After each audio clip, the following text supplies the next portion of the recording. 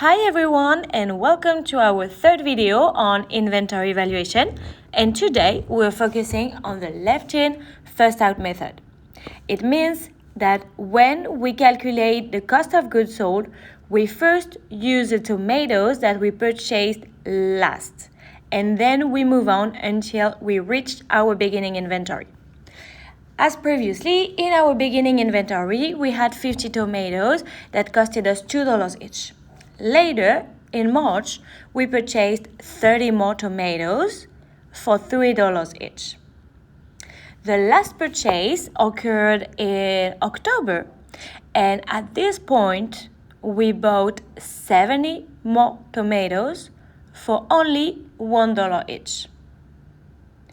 Now that you have the information regarding the quantity and the costs, you can calculate your goods available for sales. You do 50 times 2 plus 30 times 3 plus 70 times 1 equal $260.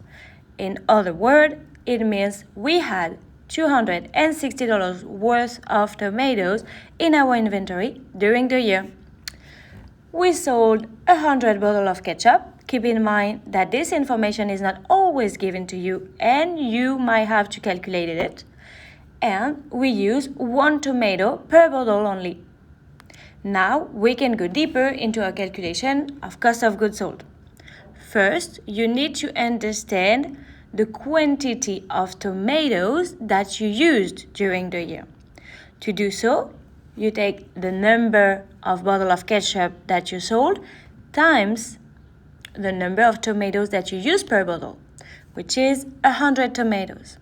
Since we are in the left-in first-out method, you are first taking the tomatoes, the maximum of tomatoes that you can from the last purchase, which occurred in October.